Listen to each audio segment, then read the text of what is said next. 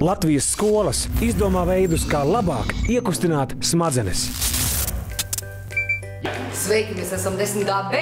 Kopā ar Maiku Sipenieci Gavaris. Spēlē vertikālā bezgalība.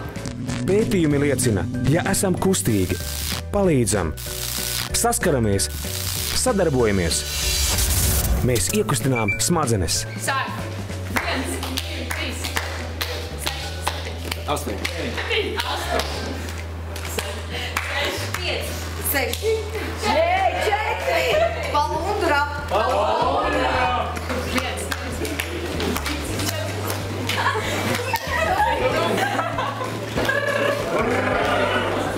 Lai iekustinātu smadzenes, mēs spēlē iekļāvām šādus elementus. Iekustinies smadzenes!